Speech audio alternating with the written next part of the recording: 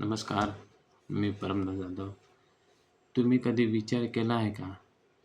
आपण मोबाईलमध्ये एखादा प्रश्न टाइप करतोय आणि काही सेकंदात एआय आपल्याला उत्तर देतं. ते कसं देतंय? तर आपण फोटो दाखवतोय आणि एआयला सांगतो की फोटोमध्ये काय दिसतं आहे. आपण आवाजात प्रश्न विचारतोय आणि एआय आपल्याला आवाजात उत्तर देते. मग हे सगळं नेमकं होतं तरी कसं? आणि एआयला विचारून विचार करायला मेंदू आहे का? एआय आपल्यासारखा विचार शिकवत आहे का? आणि सर्वात महत्त्वाचं म्हणजे एआयला आपण काय सांगतो आणि ते समजतं तरी कसं? तर आजच्या व्हिडिओमध्ये आपण एआय म्हणजे काय आणि ते अगदी सोप्या भाषेत ए टू झेड समजून घेणार आहोत. तर पहिला म्हणजे एआय म्हणजे नेमकं काय आहे? तर सगळ्यात आधी एआय म्हणजे काय ते समजून घेऊया. तर एआय म्हणजे आर्टिफिशियल इंटेलिजन्स म्हणजेच कृत्रिम बुद्धिमत्ता. सोप्या भाषेत सांगायचं तर माणूस ज्या प्रकारे माहिती घेऊन त्यातून पॅटर्न ओळखतोय आणि त्यावर आधारित निर्णय घेतोय. त्यासारखे काही कामं हे संगणकाकडून करून घेण्याचं तंत्रज्ञान म्हणजे एआय. उदाहरणार्थ, आपण लहान मुलांना मांजराचा फोटो अनेक वेळा दाखवतोय. हळू-हळू त्याला मांजर कसं दिसतंय ते लागतं आणि काय समजू लागतं. म्हणजेच एआयमध्येही मोठ्या प्रमाणात उदाहरणं आणि डेटा वापरून संगणकाला पॅटर्न ओळखायला शिकवलं जातंय. आणि दुसरं म्हणजे एआय शिकतं कसं? तर आता सर्वात महत्त्वाचा प्रश्न म्हणजे एआय शिकतं कसं? त्यासाठी मुख्यतः डेटा आणि मशीन लर्निंग वापरलं जातंय. समजा आपल्याला एआयला कुत्रा किंवा मांजर याच्यात फरक ओळखायला शिकवायचा आहे. आपण त्याला हजारो लाखो फोटो हे दाखवतोय. काही फोटोला सांगितलंय की हा कुत्रा आणि काही फोटोला सांगितलंय की हे मांजर. तर एआय या उदाहरणामधून वेगवेगळे पॅटर्न शिकवण्याचा प्रयत्न करते. कानाला आकार देण्याची रचना आणि शरीराचा आकार डोळे आणि इतर अनेक वैशिष्ट्यांमधून ते अनेक अंदाज बांधायला शिकतात.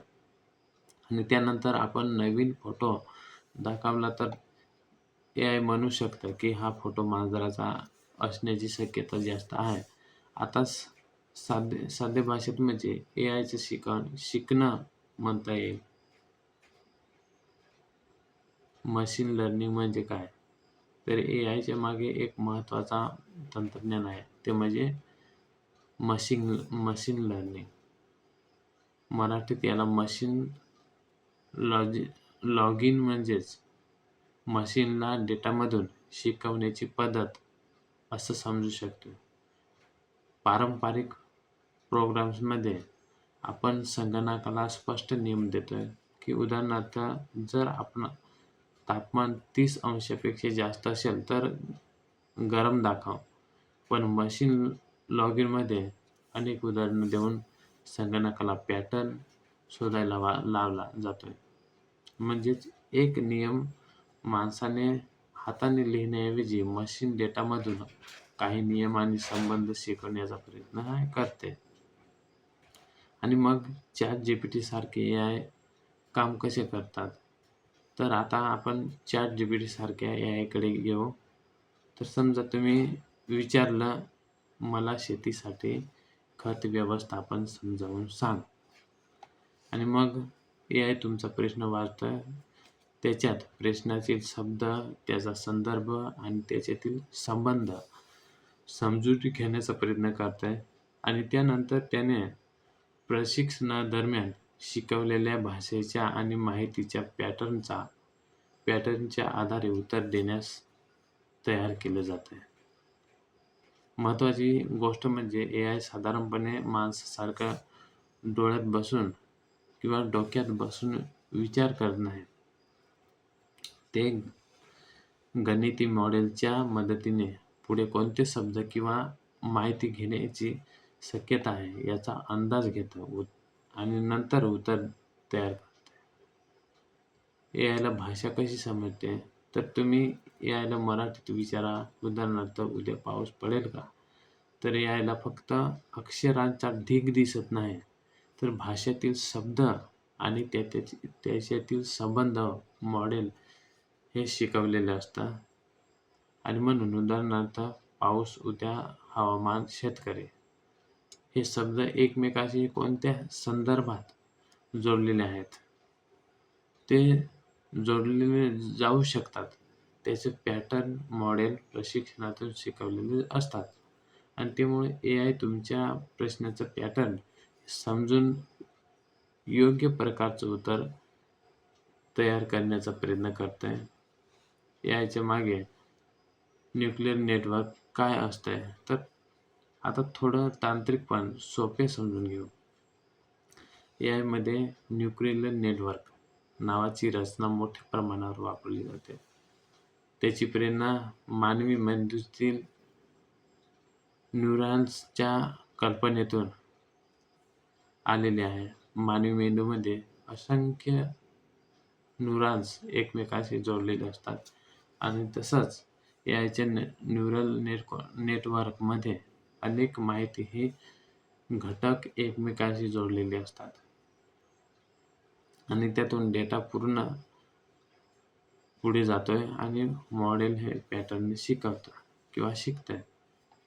तर डीप क्लिनिंग म्हणजे काय? तर न्यूरल नेटवर्कचे अनेक स्तर वापरून शिकवण्याच्या पद्धतीला साधारणपणे डीप लर्निंग म्हटलं जातंय. उदाहरणार्थ एआयला एखादा फोटो ओळखायचा असेल तर सुरुवातीच्या स्तरावर साधे आकार किंवा रेषा ओळखल्या जाऊ शकतात. पुढच्या स्तरावर त्यातून डोळे, कान आणि इतर वैशिष्ट्यांचे पॅटर्न हे ओळखले जाऊ शकतात. आणखी पुढे संपूर्ण वस्तू किंवा चेहऱ्यासारखा मोठा पॅटर्न ओळखण्यास मदत होऊ शकते आणि म्हणजेच छोट्या पॅटर्नमधून मोठा पॅटर्न ओळखण्याचा जो प्रयत्न आहे तो केला जातोय. तर एआयला पुढची माहिती कुठून मिळते? तर एआय मॉडेलचा जो प्रशिक्षण देण्यासाठी मोठ्या प्रमाणावर डेटा वापरला जाऊ शकतोय, ज्यामध्ये मजकूर, ओळ, चित्रे, आवाज आणि इतर प्रकारचा डेटा हा मॉडेलनुसार वापरला जाऊ शकतोय. पण इथे एक महत्त्वाची गोष्ट लक्षात ठेवा, ती म्हणजे एआयकडे इंटरनेटवरील प्रत्येक गोष्ट कायमस्वरूपी आणि अक्षरशः साठवलेली असते असं समजणं चुकीचं आहे. मॉडेल प्रशिक्षणातून डेटामधून किंवा डेटामधील पॅटर्न हे शिकवते. एआय उत्तर देताना नेमकं काय करते? तर समजा विचारा की भारताची राजधानी कोणती? तर एआय तुमच्या प्रश्नाचा संदर्भ घेत आणि शिकवलेल्या पॅटर्नच्या आधारावर उत्तर हे तयार करते. भारताची राजधानी नवी दिल्ली.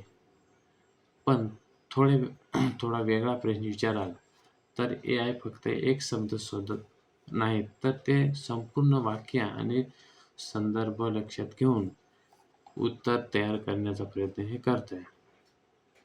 आणि मग एआय कधी चुकीचं उत्तर देते का? हा खूप महत्त्वाचा प्रश्न आहे. लोकांना वाटते एआय म्हणजे म्हटले तर ते नेहमी बरोबरच असेल असं नाही. पण तसं नाही. एआय कधी-कधी आत्मविश्वासाने चुकीची माहिती देऊ शकते. यालाच अनेकदा एआय हॅल्युसिनेशन असे म्हटलं जाते. आणि म्हणूनच आरोग्य, कायदा, पैसे, सरकारी नियम, शेअर बाजार आणि इतर महत्त्वाच्या विषयांवर एआयने दिलेली माहिती वापरण्यापूर्वी विश्वासार्ह स्रोतांकडून हे पडताळणी करणं आवश्यक आहे.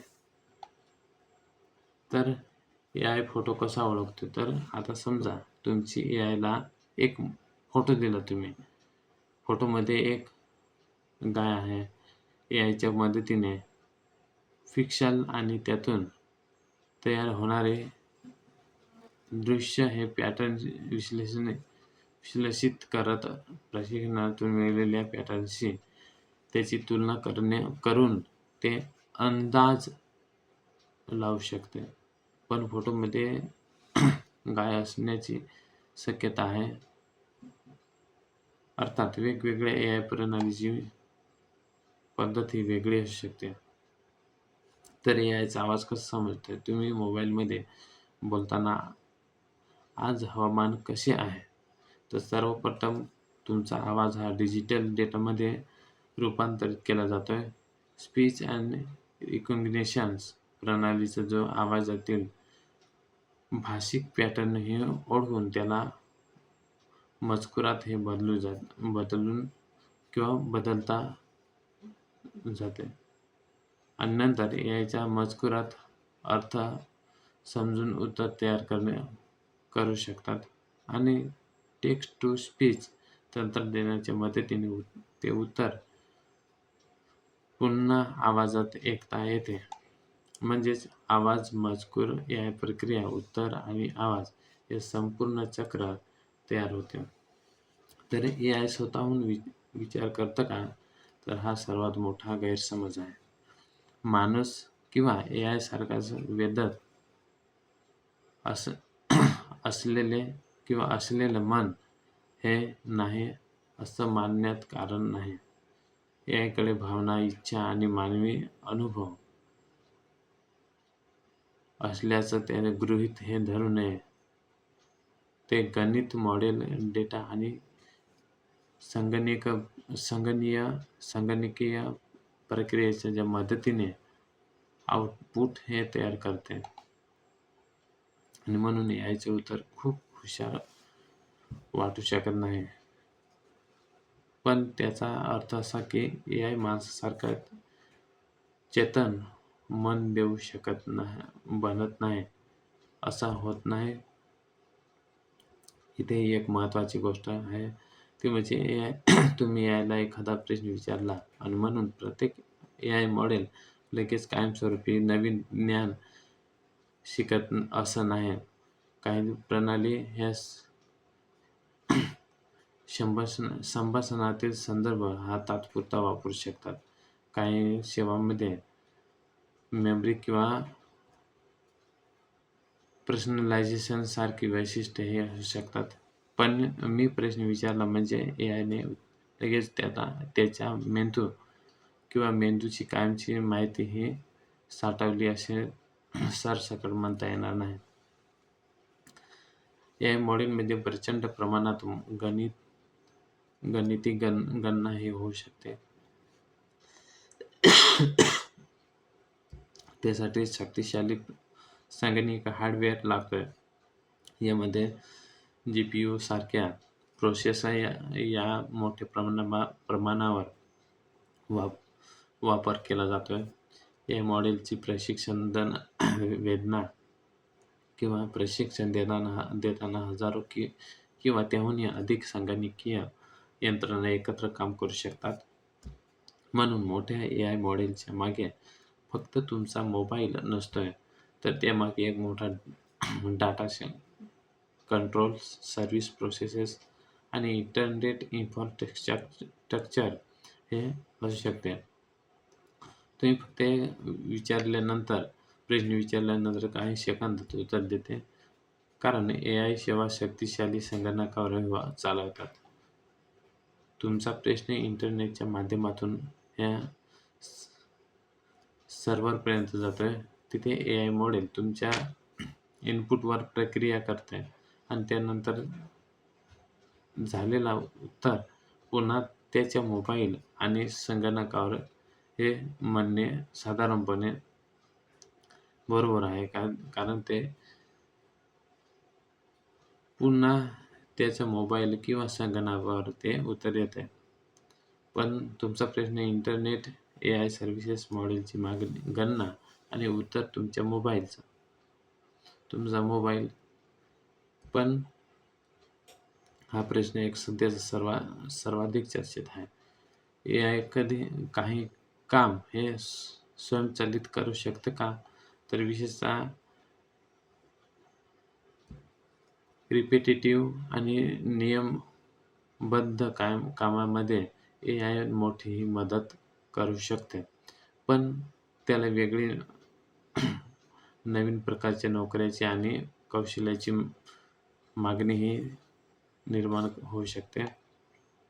आणि म्हणून फक्त एआय नोकरी घेणार का असा नसून, तर एआयच्या काळात आपण कोणतीही नवीन कौशल्य शिकणार हा हा असायला हवा. आता आपल्या शेतकऱ्यांसाठी एआय कसं उपयोगी पडू शकते तर ते पाहू.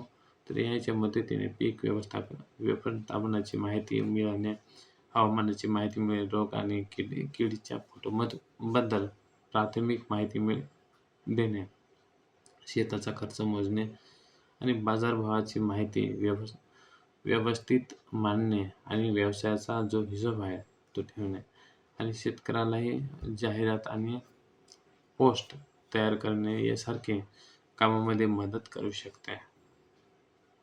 पण शेतीतील रोग, औषधांचा वापर किंवा कीड किंवा मोठे आर्थिक निर्णय घेताना स्थानिक कृषी तज्ञ आणि अधिकृत स्रोतांची पडताळणी आवश्यक आहे.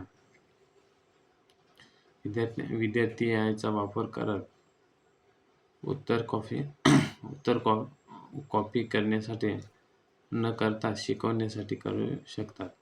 उदाहरणार्थ, मला हा गणिताचा प्रश्न सोप्या पद्धतीने समजून सांग. मग संविधानाच्या मूलभूत अधिकार उदाहरणासह शिकवणार आणि माझी इंग्रजी सुधारण्यासाठी रोज 10 वाक्य दे. मला या विषयावर प्रश्न विचार आणि माझी परीक्षा घे. अशा प्रकारे एआयला शिक्षणासारखं सहाय्यक म्हणून वापरता येऊ शकते. एआय वापरताना 3 गोष्टी लक्षात ठेवा. पहिली म्हणजे अंधविश्वास ठेवू नका. एआयने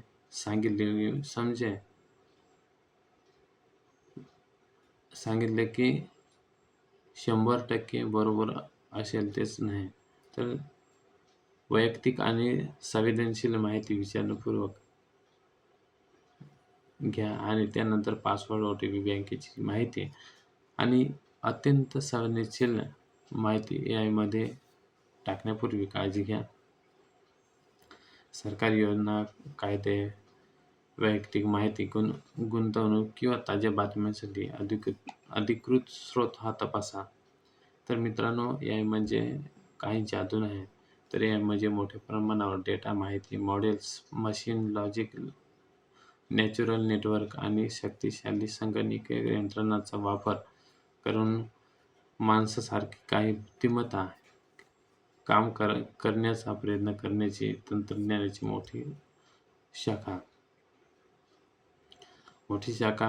तर तुम्ही प्रश्न विचारता की एआय तुमचा इनपुट प्रक्रिया करतं का? तर शिकलेल्या पॅटर्नच्या आधारे उत्तर तयार करते आणि काही सेकंदात ते उत्तर तुमच्यापर्यंत किंवा तुमच्या समोर येते. पण लक्षात ठेवा, एआय तुमचा पर्याय नाही, तर योग्य वापर केला तर एआय तुमचा शक्तिशाली सहाय्यक बनू शकतो.